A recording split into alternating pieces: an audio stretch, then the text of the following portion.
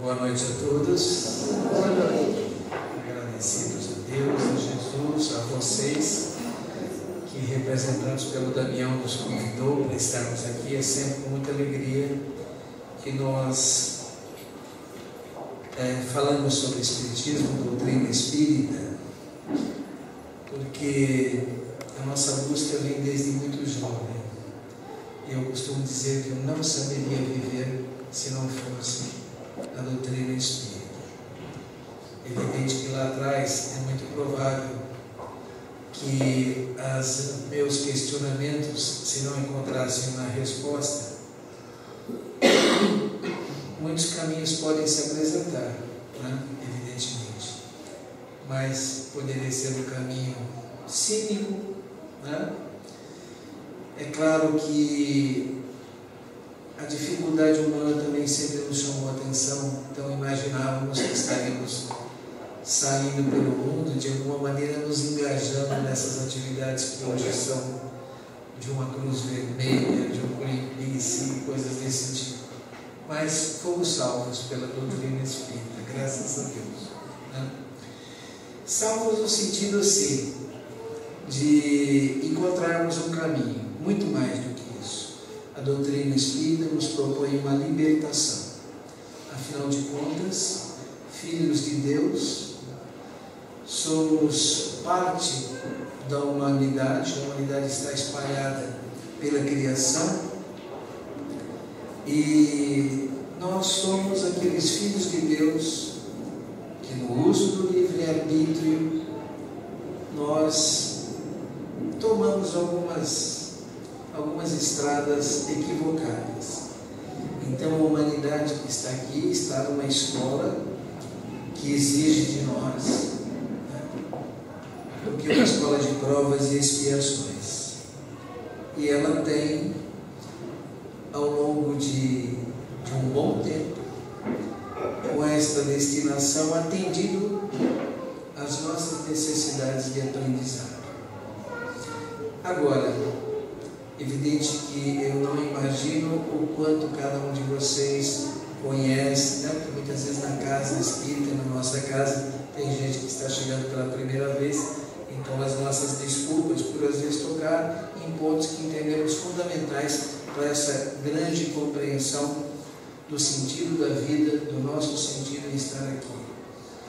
Então, estamos nesta proposta de resgate de nossas vidas, e isso só poderá ser feito, evidentemente, através das leis de Deus. Então, estamos todos nessa caminhada, nessa jornada, e um dos fundamentos espirituais da vida, eu acho lindo, né? Vocês já ouviram falar muito disso, aqueles que estudam a doutrina, ninguém progride a não ser na vida de relação.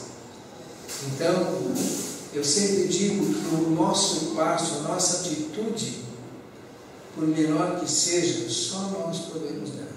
Mas este passo é impossível sem o outro. Precisamos uns dos outros para essa jornada de resgate. Um outro esclarecimento importante, a Sandra nos perguntou agora há pouco, né, sobre o tema da palestra. E eu até conversei com o Damião. O Damião sabe disso, né, dessa história. Eu não sou propriamente um palestrante, porque o palestrante, ele tem, até por conta do seu desejo, ou melhor dizendo, da sua vontade de desenvolver determinados temas, ele tem lá sempre 3, 4 palestras e ele se aprofunda nelas, e eu acho muito importante isso, no sentido de dar o melhor dentro do tema para as pessoas que vão buscar isso. Mas nós, por força da nossa atividade, principalmente jornalística, radialística, o nosso conteúdo é o momento, o tempo que aí está, o tempo que estamos vivendo. Isso tem uma relação muito direta com isso que eu falei sobre a minha realidade. Porque no programa que inclusive desenvolvemos, o nosso objetivo é justamente esse, mostrar a doutrina espírita como como uma ferramenta útil para agora, no dia de hoje, nesses dias que estamos vivendo. E olha que nós somos, dentre os filhos de Deus, alunos exigentes. Há quem diga que o Espiritismo é o único caminho que sobrou para nós, né? Então, é só uma brincadeira. Na verdade, no uso da inteligência que Deus nos conferiu, nós, na verdade, crescemos espiritualmente. Porque a fé, que é uma marca registrada do Criador em cada um de nós, esta marca que nasce conosco, eu acho bonito mesmo, pessoas de outras religiões, inclusive, que têm uma fé muito devota. É bonito ver, mas é perigoso. Porque uma fé não fundamentada, alguém muito envolvente no seu diálogo, leva essa pessoa.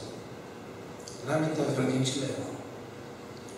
Então nós somos aquelas pessoas que no uso da inteligência que Deus nos conferiu, estamos crescendo e queremos então agora dar uma maior substância, um maior significado a esse sentimento que é inato. E como filhos da inteligência suprema, causa primeira de todas as coisas, por isso que a definição dada pelos Espíritos, que somos nós, os Espíritos, princípio inteligente do universo. Ora, filho da inteligência máxima, somos. Por isso que não tem ninguém burro. Todos somos inteligentes. Nós temos várias inteligências, essa que é a verdade. Então, no uso dessa inteligência, no amadurecimento dela, fazemos uma coisa muito natural, que já foi muito condenada na história do desenvolvimento das religiões. Nós duvidamos. Nós queremos ter respostas. Nós queremos dar uma outra qualidade à nossa fé. Então, ninguém comete nenhum pecado, né, em questionar a própria fé, questionar Deus. E o estudo da mediunidade, inclusive, os espíritos, os nossos amigos espirituais fazem questão, né, que nós perguntemos por quê? Por que Deus permite, inclusive, isso? Este momento na vida de todo e qualquer espírito, que todo e qualquer vai passar por essa situação. Porque Deus nos quer convictos com Ele. Não é só uma questão de crença, é uma questão de convicção. Bom, então estamos nós aqui, neste processo, e como dissemos, não temos uma palestra definida, porque a nossa atividade jornalística sempre está pegando o fato do momento, dia a dia, o cotidiano, e buscando ver em que medida a doutrina espírita nos fornece orientação, nos fornece explicação, nos dá elementos para que a gente possa trilhar um caminho de acordo com o Evangelho. E nós sabemos então que a doutrina espírita vem no tempo histórico cumprir um desígnio do próprio Cristo, quando disse que era necessário, estava vivendo lá os momentos prestes a enfrentar o seu Calvário. Ele sabia o que enfrentar, os apóstolos não. E ele, de uma certa maneira, preparando-os psicologicamente para o momento que se avizinhava, ele mesmo dizia que era necessário que ele se fosse. Mas ele pediria ao Pai para enviar o Consolador, o Espírito de verdade, que estaria relembrando a sua mensagem e trazendo também alguns elementos para a gente compreender, porque ele se utilizou muito de parábolas, e essa passagem é muito clara lá, quando ele diz aos discípulos, né, por que nos fala através de parábolas? Porque a uns nem tudo é dado a entender. Não que Jesus estivesse fazendo uma discriminação, muito longe disso. Na verdade, ele estava respeitando a maturação espiritual de cada um. Porque essa maturidade para compreender o Evangelho na sua profundidade vem justamente de acordo com o tempo, com o maior ou menor empenho com que cada um de nós busca dar sentido e significado às suas vidas. E para fazer isso, não tem outro caminho a não ser o do Evangelho. Então, mais cedo ou mais tarde, a gente aprende essas coisas. Bom, aí então, eu falei para o Damião: olha, Damião, você sabe, não tem uma palestra propriamente dita. Mas sabe o que me aconteceu? Por conta de gostar desses temas que estão no cotidiano e também por um gosto pessoal, mais do que gosto, uma necessidade pessoal de entender o contexto. O que é entender o contexto? Né? Eu sempre tive essa dificuldade mesmo no período escolar.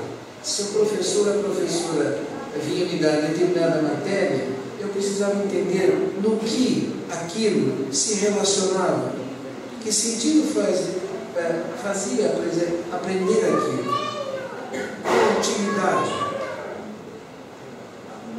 Então, eu disse a ele: olha, o que aconteceu foi o seguinte: lá em Guarulhos, por ocasião da comemoração desse livro que é maravilhoso, que eu sempre recomendo, ele é o livro dos dias de hoje. Não ele todo é muito importante, mas especialmente o último capítulo da Gênesis, os tempos chegaram. Ele é muito breve, mas ele é tão denso de conteúdo. Foi uma palestra do Raul Teixeira que ele me apresentou um Kardec profético. Porque parece que Kardec viajou no tempo, olhou os dias que estamos vivendo, voltou e escreveu os tempos chegaram. E se subdivide em 2 tópicos: sinais dos tempos e a nova geração. Então ali está retratado o período que estamos vivendo. Então, um companheiro do movimento espírita da USE, Guarulhos, nos convidou. Eu falei: você dá o tema. Aí ele falou assim: o que nos aguarda no futuro? Eu falei: tá bom, eu gosto do estudo. E a partir daí, o que aconteceu? Estão sempre me chamando para falar sobre o tema. Então, eu não tinha uma palestra, parece que eu tenho, porque eu só tenho falado sobre as questões da transição. E esse tema é muito amplo mesmo. E por força mesmo desta atividade jornalística e principalmente radialística que promove a interatividade, o ideal sempre para mim mesmo é que, para quem tem até um feedback do que eu estou falando está chegando, eu sempre acho interessante que hajam algumas perguntas. Então, a partir de um determinado momento, eu vou dar um toque, e dentro daquilo que a gente está falando, é sempre importante ter um retorno de vocês com 1 ou 2 perguntas, sei lá. Eu também às vezes sou meio prolixo, falo demais. Tudo bem, vai ter que ouvir isso do microfone. Então, o que momento a gente está vivendo nos dias de hoje? Manifestações do Bezerra de Menezes, recentemente, tem dito que nós estamos vivendo um período tão rico, mas tão rico, espiritualmente falando, só comparável àquele vivido pelos cristãos à época de Jesus. E a gente vai demonstrar isso daqui a pouquinho. Como jornalista também, a gente sempre está atrás das fontes. O jornalista, para trazer a informação de qualidade, esse é um conceito que a gente precisa colocar aqui agora, está sempre buscando as fontes. E é importante que a gente tenha fontes de qualidade. Por que essa questão da fonte? Vamos esclarecer isso antes da gente prosseguir sobre essa questão do momento que a gente está vivendo.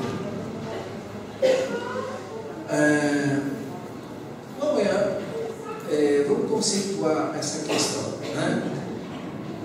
Qual seria o bem mais precioso hoje que a gente tem? Né?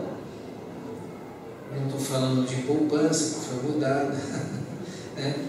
As regras da poupança foram mudadas. Será que é o dinheiro? Será que tem gente que se protege das variações, compra ouro, tem gente que aplica imóvel, tem gente que tenta fazer sobrar o ouro no fim do mês para ver se... Né? Tem muitas situações. O que é o bem mais precioso? Saúde. Alguém arrisca mais alguma coisa? Sim, claro, a vida é o bem mais precioso. E evidente que saúde é um fator importante. Nós estamos todos buscando a saúde integral, uma saúde que vai além daquilo que o corpo repercute, que o corpo repercute a alma. Então, se a gente está doente, é a alma que está doente, né? Evidente que, como foi colocado, liberdade é indispensável. O ser humano não vive sem essa liberdade. O que a gente está colocando é para o nosso dia a dia mesmo. Qualidade de vida. Para a gente ter qualidade de vida, para a gente trilhar pelos caminhos da liberdade, buscar a melhor forma de ter saúde, transitar bem pela vida, a gente precisa conhecer. O bem mais precioso hoje é a informação. É a informação. Por isso que a gente vive, inclusive, na era do conteúdo, na sociedade do conhecimento. Mas nós sabemos muito disso. O nosso grande mestre já disse isso. Porque o conceito aqui de informação, o que é? O que a gente precisa saber para melhor decidir. Porque decidir é inevitável. Esse mundo de provas e expiações, estamos sempre decidindo, lei de causa e efeito. E o caminho do meio não é o em cima do muro, né? E às vezes a gente não escolher ficar em cima do muro, já escolheu, e geralmente é a pior decisão. O caminho do meio não, o caminho é evitar os radicalismos. Então o conceito é esse. E sabe quem já nos deu isso daí? Jesus. Qual é a boa informação? A informação certa, correta, verdadeira. Conheça a verdade e a verdade vos libertará. E o Espiritismo é exatamente isso. Moisés nos trouxe as leis, os 10 mandamentos. Jesus nos trouxe a lei maior e nos apresentou o Pai, a lei do amor. E o Espiritismo, atendendo esta nossa necessidade de dar solidez à nossa fé, nos traz a verdade. Então, a missão do Espiritismo é interessante, que com o projeto nós podemos entender, a sabedoria popular já diz que a vida é uma escola. E é mesmo. Estamos na escola da vida, né? E a nossa escola é de provas e expiações. E a lei maior no qual transita, né, comanda a lei do amor, é a lei de evolução. Tudo progride. O progresso é incessante. E o progresso pressupõe exatamente isso: fases de aprendizado, fases de testemunho. Já diz nos Salmos lá, há um tempo para tudo. Há um tempo para isso, para aquilo, aquilo outro. E é evidente que dentro dessa progressão há aqueles tempos que estão muito bem definidos da Gênesis. Nesse capítulo que eu citei, estude, chegue em casa e estude, muito importante. nós estamos então, nesses momentos, eu costumo brincar o seguinte, como tudo evolui, o que acontece? Se os alunos evoluem e a escola deixa de atender as necessidades daqueles que evoluíram, isso acontecia muito, né? O pessoal do interior tinha que de repente vir para a capital para estudar nas universidades aqui, porque tinha que deixar a cidade para vir para uma cidade maior. Era muito comum eu ver isso dos meus primos, etc. e tal, essa coisa de vir para outras cidades maiores para estudar, porque lá na escola já tinha aquela limitação. Mas em geral o que acontece no esquema da vida, dos planetas, das escolas, geralmente é o contrário. A escola, ela também se gradua, ela também, a escola está mudando o seu cenário, e Kardec coloca isso também na Gênesis. Então, nós temos aquele, eu costumo dizer, um clipe, né, da história da Terra no livro A Caminho da Luz. Não sei quantos de vocês já teve o prazer de lê-lo, né? Entendendo essa evolução planetária, a vinda dos capelinos, etc. e tal, a população aqui, né? Então, há esses deslocamentos. Então, o que estamos vivendo é justamente um período desses.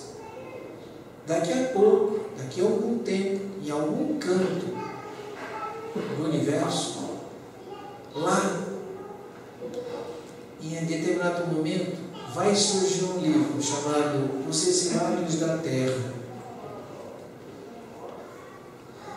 O que a gente está fazendo hoje? Um grande Enem cósmico. Estamos nos qualificando ou não para a mudança da escola. A escola também, né? Nós vimos no Caminho da Luz, a Terra foi evoluindo, ela era uma massa gasosa. Está aí a geologia mostrando toda a configuração.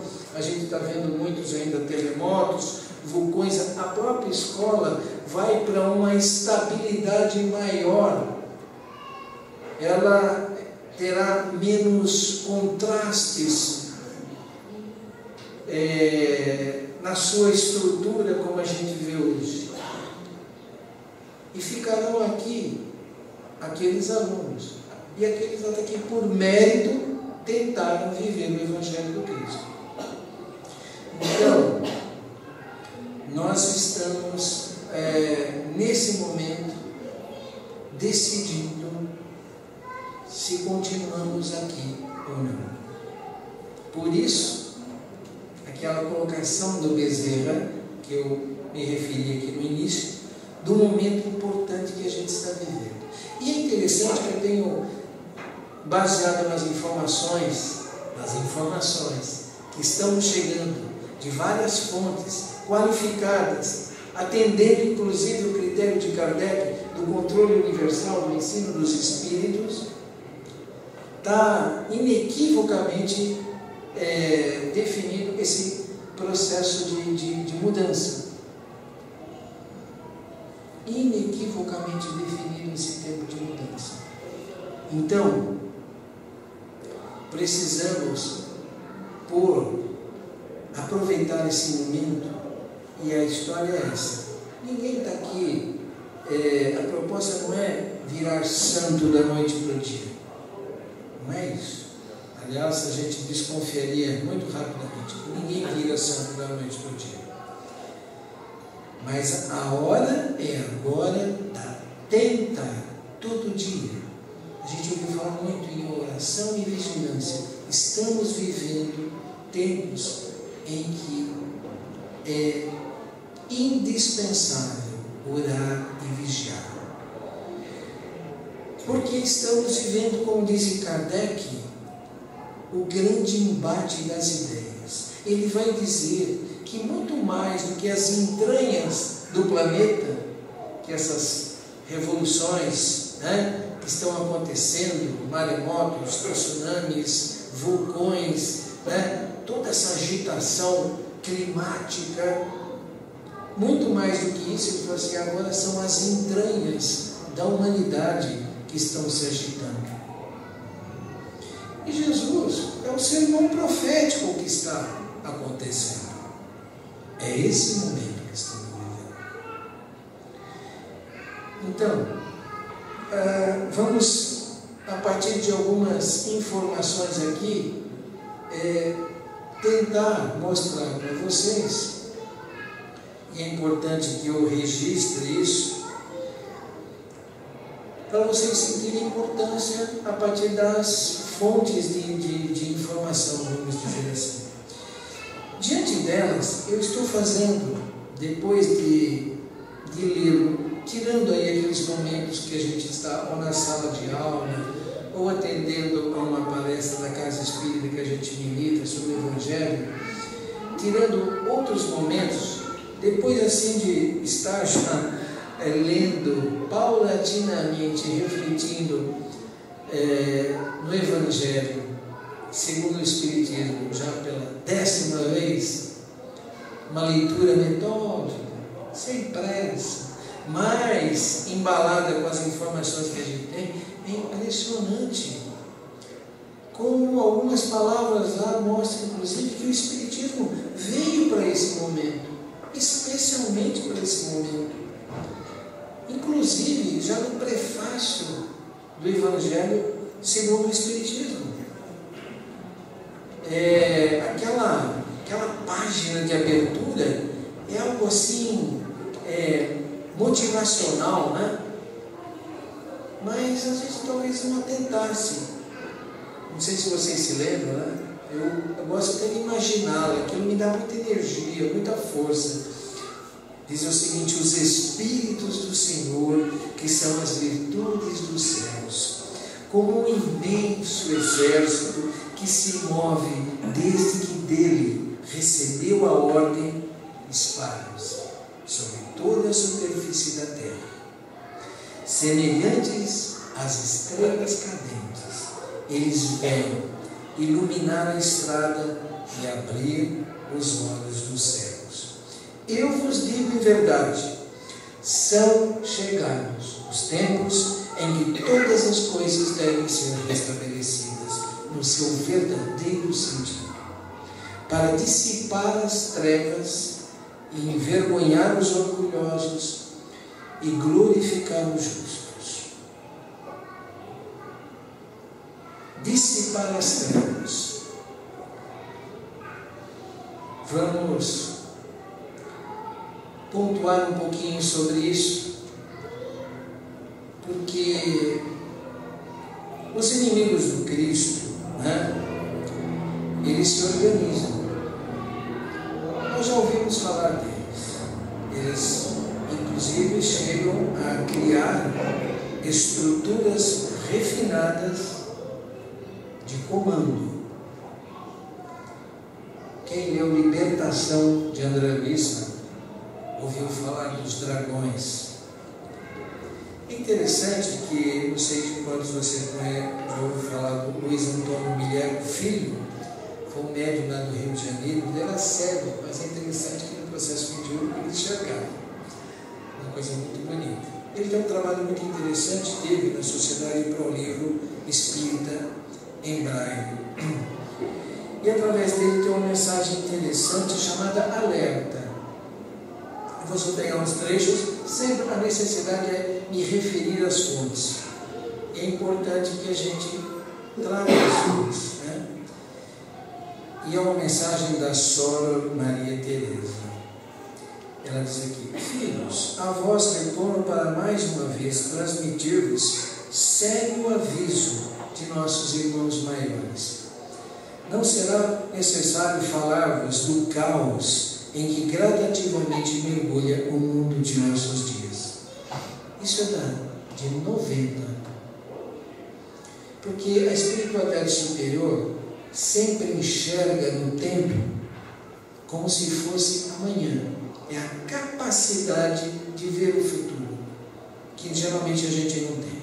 brinco que a gente, quando enxerga um palmo diante do nariz. Daí para frente são os nossos amigos espirituais. Então ela vai dizer assim: gradativamente mergulha o mundo de nossos dias. Já o conheceis porque viveis na própria carne, nos próprios sentimentos, e sabeis que todo caos acaba por resultar num cosmos de beleza e harmonia. Depois, ela diz: o que me traz de novo ao vosso convívio é a necessidade de prevenir-vos contra certos desafios e perigos dos dias que correm. Nossos irmãos que ainda não optaram pela luz usam agora todos os recursos e artimanhas de que dispõem para assumirem na terra o poder que se julgam herdeiros. Sua meta atual, nesse sentido, é dividir para governar. Aproveitam-se eles da massa descomunal de pensamentos negativos acumulados na aura da terra. Referências essas todas trazidas por vários espíritos. Desnecessário aqui ficar, até porque a gente tem um tempo, eu estou vendo que o tempo está indo.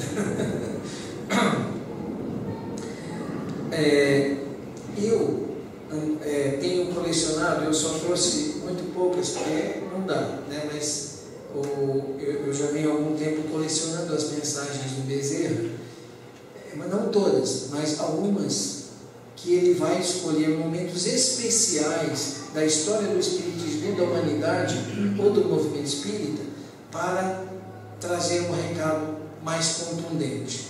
E ele foi, eu tenho várias, eu vou organizar numa sequência, mas eu estou pegando algumas aqui. Já em 2003, ao término de uma conferência, através do Divaldo, ele vai dizer: é chegado, pois, o momento, espíritas, de reflexionarmos em torno de nossas responsabilidades. O tempo urge, não mais amanhã, é agora que soa a hora da nossa libertação. Eu vou pular alguns trechinhos aqui.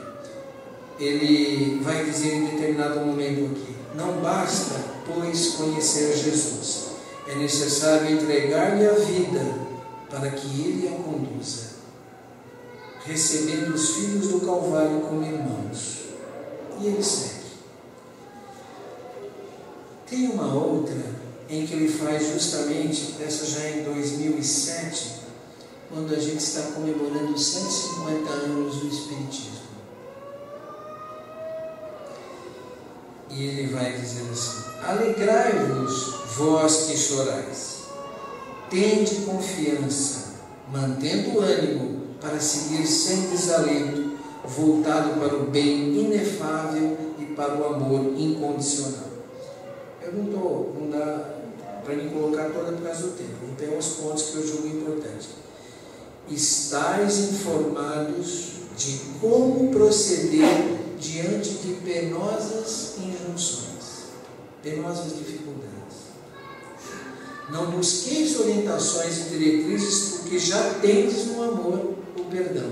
Vai ser o grande momento do perdão entre nós. Tudo o que está acontecendo, ele já é muito necessário nos dias de hoje. Ele vai dizer assim: inaugura-se era nova. Fostes honrados com o convite do Mestre Jesus para vos constituirdes no alicerce da era nova. Ele vai dizer: esta é a hora de semeardes luz. Grande momento da caridade. Ele faz uma referência interessante.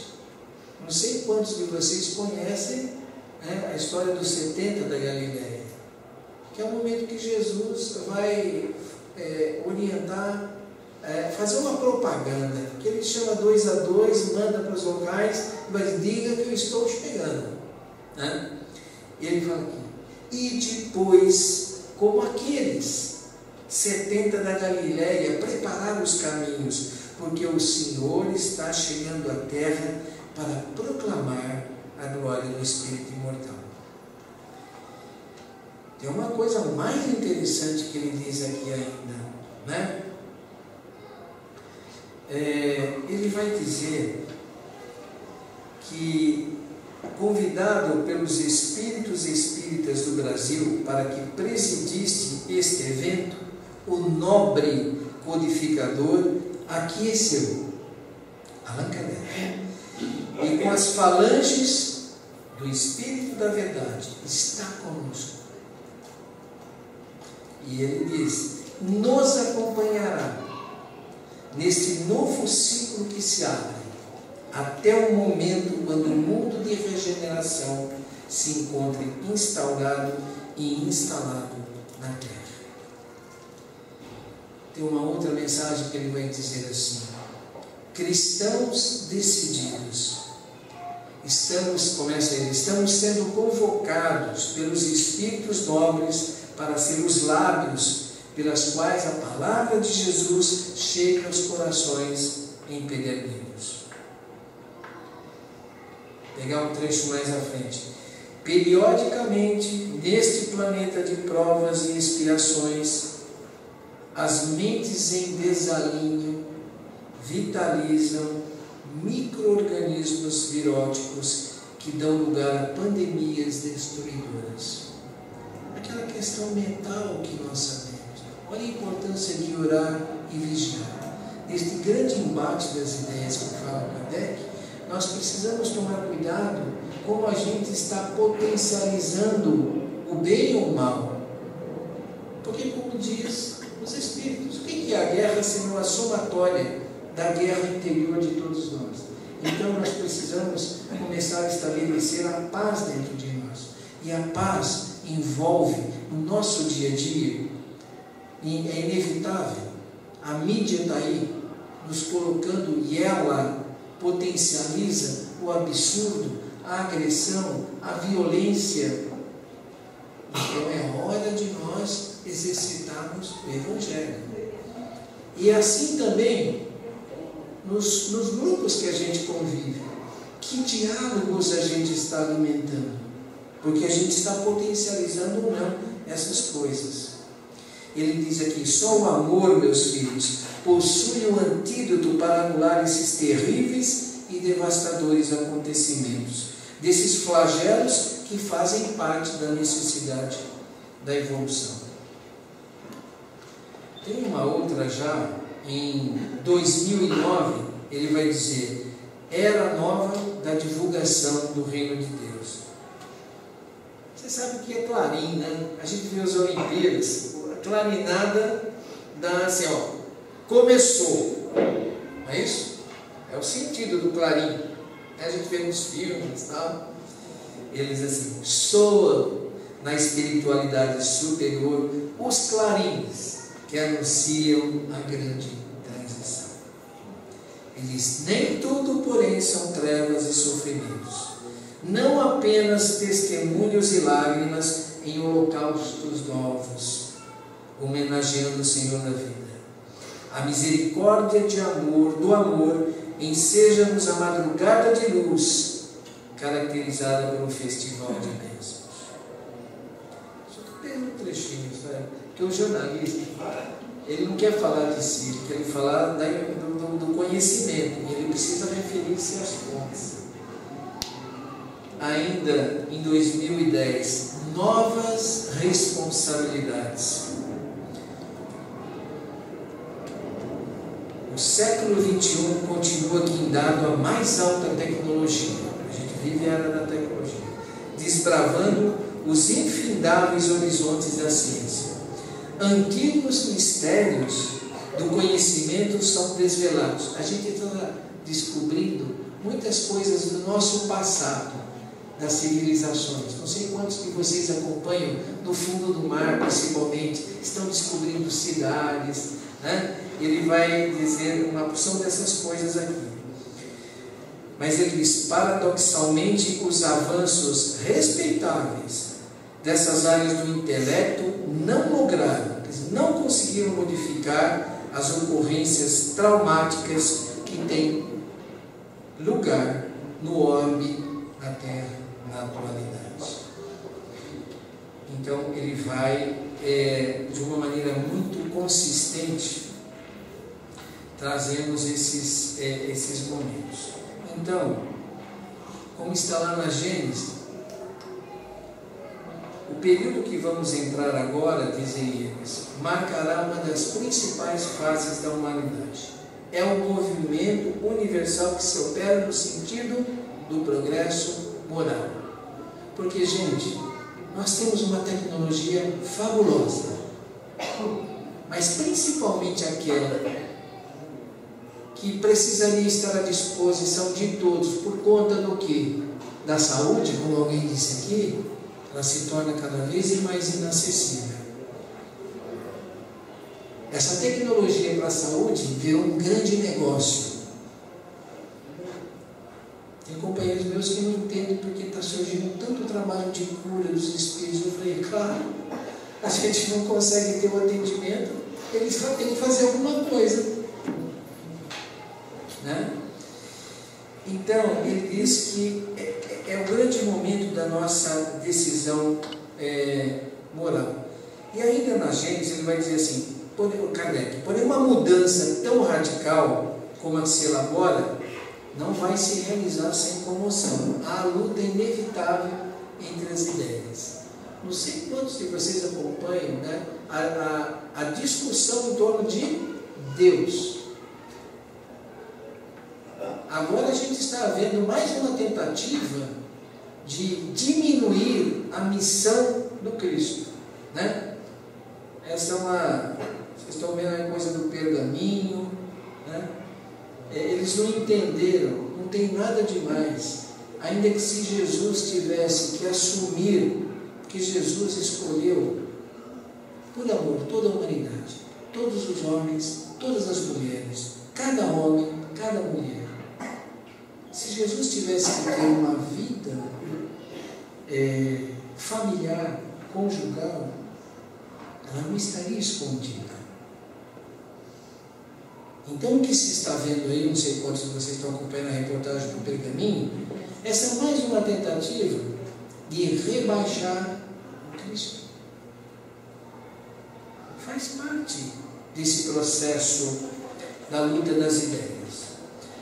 Mas, um dos mais significativos, e esse momento vem aí, né? Esse momento da transição que vai exigir muita decisão nossa, e é muito interessante. Acompanhando um estudo sobre a presença dos anjos entre nós. E o que são os anjos para nós espíritas? Espíritos muito evoluídos que são os agentes do Senhor, os mensageiros, né, da espiritualidade que ajudam a promover o progresso. O momento em que mais eles aparecem, todo o relato bíblico, vamos dizer assim, é no período do Apocalipse. Interessante que os grandes estudiosos, e a Joana de Ângeles recentemente, não é tão recentemente assim, uma grande mensagem, a grande transição, ela vai dizer, opera-se na Terra, nesse largo período, a grande transição anunciada pelas Escrituras e confirmada pelo Espiritismo. Então, gente, nesse período, e eu fiquei pensando, é mesmo, né? Emmanuel já reencarnou. Divaldo diz que agora, em 2015, a Joana de Ângeles reencarna. Esse pessoal, gente, não vem para pouca coisa. Eles vêm para momentos muito sérios da humanidade. Então vejam que essa transição que começou, e vejam que todo o Espiritismo é como se assim nós, como diz lá no início do Evangelho, tivemos 1800 anos. E não tenho dúvidas que a gente transitou por esses 1800 através das reencarnações. Tivemos 1800 anos para decidir. O Enem chegou. Ah, você não lembra da lição? Está aqui. Cristianismo redivivo, Espiritismo. Está trazendo a mensagem original. E ainda está te trazendo, não bem uma cola, porque não tem isso. Não tem essas facilidades ilícitas, tem facilidades merecidas. Então, para aqueles que tentaram e ainda não conseguiram, tem algumas chaves de esclarecimento aqui. É isso que o Espiritismo traz para esse nosso momento. Então, o que é importante a gente, mais uma vez, entender nessa recomendação de Bezerra, desse momento importante? É interessante que a Joana de Ângeles, eu convido vocês, é uma das mensagens mais acessadas aí no oráculo dos dias modernos, que é o Google, né? A grande transição. Foi na grande transição, a Joana de Ângeles. É uma mensagem fabulosa, é uma grande fotografia dos dias que a gente está vivendo. E ela vai dizer uma coisa muito interessante. Na mente está a chave para que seja operada essa grande mudança. Quando se tem o domínio sobre ela, os pensamentos podem ser canalizados em sentido edificante, construtivo, dando lugar a palavras corretas e atos dignos. É muito interessante também que a Maria Modesto Cravo, num livro fabuloso chamado Quem Sabe Pode Muito, Quem Ama Pode Mais, ela dá título a um prefácio e se chama O Cristo Está na Terra. E ela vai dizer a mesma coisa, diz, a onda mental do Cristo supre a nossa incredulidade. Jesus está literalmente na Terra nesse instante de transição. Seria, ela diz, improfícuo, quer dizer, não teria como explicar essa presença do Cristo, sendo que não tem palavras no vocabulário para entender essa presença do Cristo. Mas ela diz, quem tem buscado a onda mental do Senhor? A mente do Cristo é o ponto de equilíbrio para esta transição. Então, gente, a gente está vivendo, nós aqui nos centros espíritas, eu costumo dizer que a gente está conseguindo passar por esse momento. Alguns de nós conseguiu até estabelecer uma egrégora, não só em torno de si, da sua família e da própria casa espírita. Parece que não é que a gente está imune, muito pelo contrário, a nossa grande missão é dar acolhida, porque o desespero aí fora está grande, a dor aí fora está grande, a depressão é uma epidemia classificada pela ONU, Organização Mundial da Saúde, só para dizer uma, né?